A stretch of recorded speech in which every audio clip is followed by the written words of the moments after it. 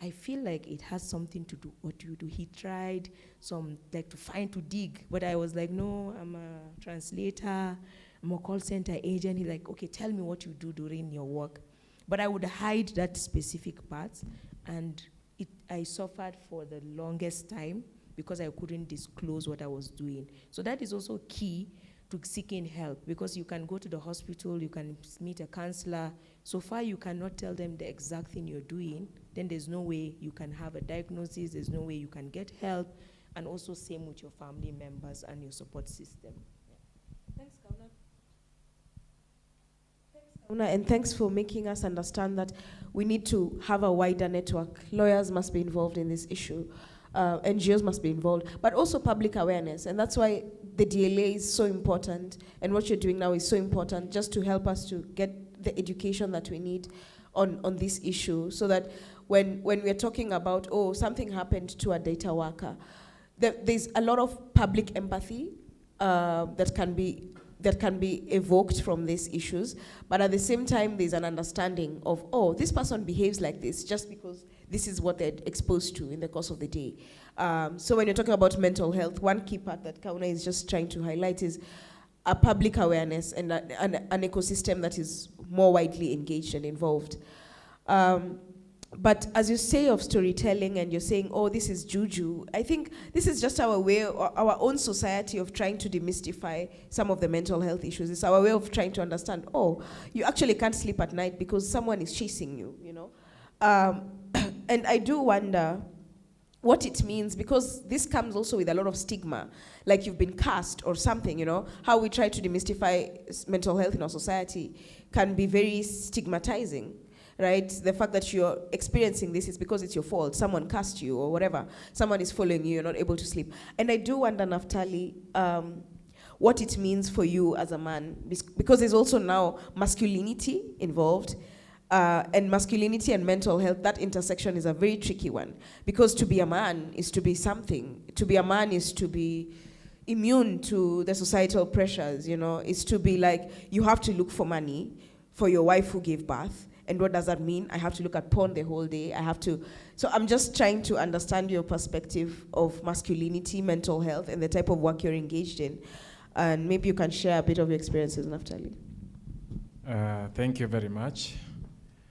I think what this thing does is that it leaves some irreparable damage to you.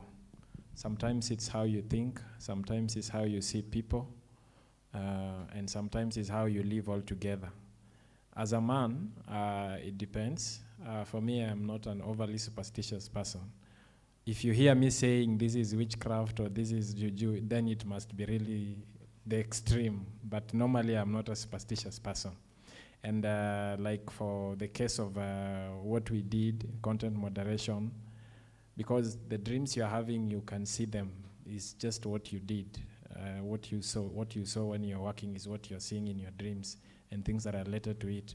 You can be able to connect the dots. But as a man, in terms of dealing with it, of course, there is the African culture where the man is supposed to be like, you're like the pillar. If you come to a home where the man is crying, what do you expect the children and the woman to do?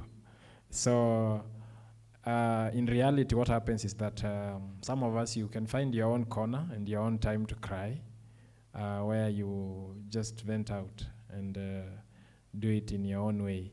But again, if you look at the setting where in the city where we live, you find that most people are in very confined spaces. Unless you have become a big boy or a big girl, chances are that you are living not so far from your neighbor, maybe less than a meter. So again, it might be a challenge.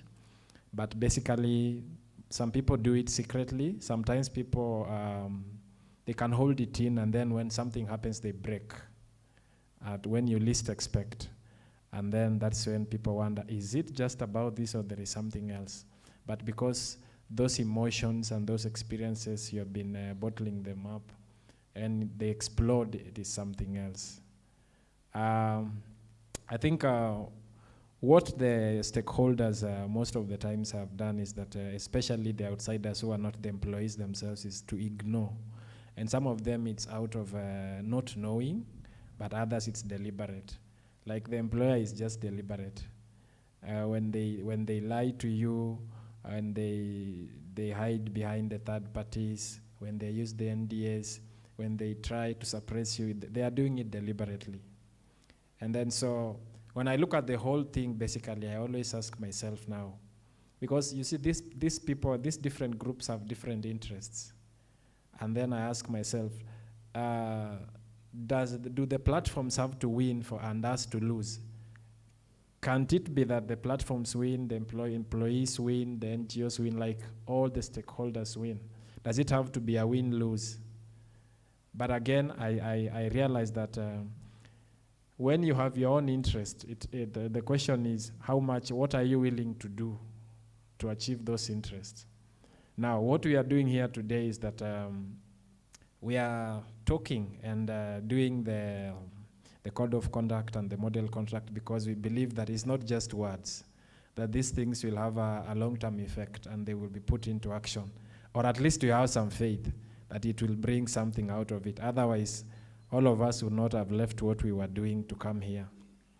And so I think in terms of handling those effects, people have different ways of dealing with them, but I guess it just reaches a point where you realize that you can't do it on your own. You need help, whether it is professional, whether it is the support system, or whether it is finding your own way of dealing with it. Yeah. Thanks, Naftali. Thank you for bringing out that we just need community around us to be able to solve, and it's not something that you can do one person. We need all these networks, all these lawyers, all these mental health advocates, all these people who can help us to kind of think of what does data work and mental health look like. But I've been just notified that we have 10 minutes left. And so I think we should dedicate the last 10 minutes to data labelers and thinking of their judgments and their perspectives on like what storytelling can do, the power and the impact of storytelling in their work, in their past experiences. For instance, when you started, Chichi was saying she's in the aviation industry. So I'm just wondering, how do your experiences and background influence how you interpret data? Because if you're the one to label that information, and we are also different. The things I'll believe, I mean, unless it's just very clear, but there are things that are very different. When I tell you a certain word, you interpret it differently. When I speak in a certain tone, someone will interpret it. Like, it's always that differences. But how has your background specifically helped you to influence how you interpret data? The exposure is everything. But again, when it comes to labeling, I think your background most of the time doesn't matter because you're already being given instructions on what you're supposed to do. If you're supposed to label the head, the legs, that's what you're supposed to do. So for me, it's a good thing from where I'm coming from, in that I was able to understand and see the loopholes whereby you can identify, like, this is not, because first of all, in this field, you're not given contracts. But where I'm coming from, you have to work with contracts. It doesn't matter. You're shipping water, you're shipping a stick, or you're shipping a whole aircraft. You have to have a contract. So for me, I noticed the first red flags at a go. Because you can't give me work, you're telling me, you're supposed to label vegetation. For example, let me give you a basic one. You're labeling roads, you're labeling vegetation. So my first question was, for how much? And most of these tasks, they don't give you an exact amount. They tell you, do the training, submit a task, then you'll be paid according to your accuracy.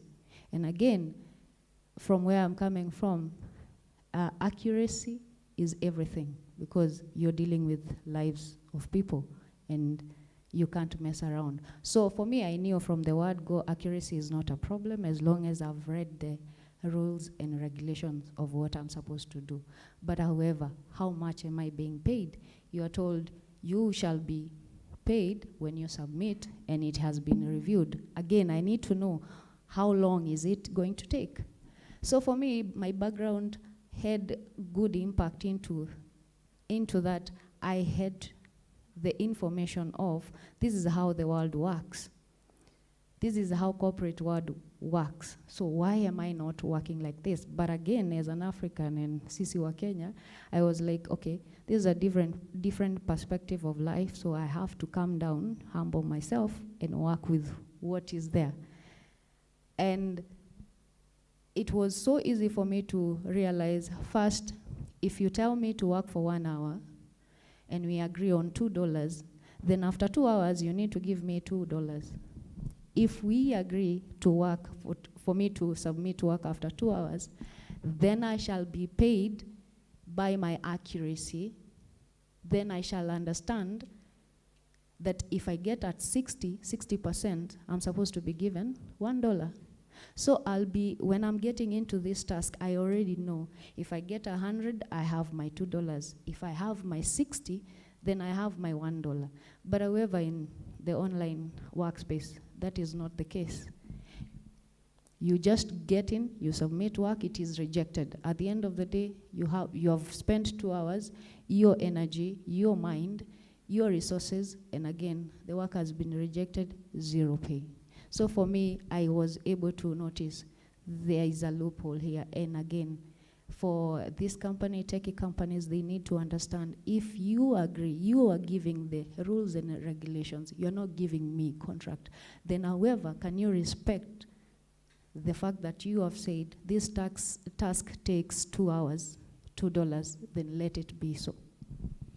Thank you. So my understanding is that your background in aviation kind of helped you to see the injustice. Yes. But the thing is, most people who are getting into this industry, they're getting in without that background. They're getting in after their university education or some tertiary education. So people do not have this understanding of workers' rights. People do not have an understanding of labor laws, labor issues. And so guys are just getting in there to survive. And so one of the reasons we're here today is this code of conduct to help us to say, no, we cannot just be working here for free check boxes, because at least for the people who've been in this industry for a while, like yourself, you have an understanding of what it means, what are the best practices for labor, right? But most people getting in, and in collaboration with the state, where tunawapatia kazi, why are you rejecting? You know, you're being so choosy, you're being so selective. So also now starting to think of, we have to reject this idea that the state is helping us. It's actually us who are driving these machines. We are the one, without the workers, this is nothing. This cannot work. And so we are the force behind this, this machine, and we are the ones to make decisions and rise up for not only ourselves, but the future generations. And we are shaping what labor looks like. And that is why I'm so grateful for the DLA. I know I'm 1 minute ahead, but I'm so grateful for the DLA and for this code of conduct today. And I think we can just wrap it up at that stage, because there are many more conversations to take place, and there'll be tea after this. So thank you very much, and I truly appreciate your time and your commitment.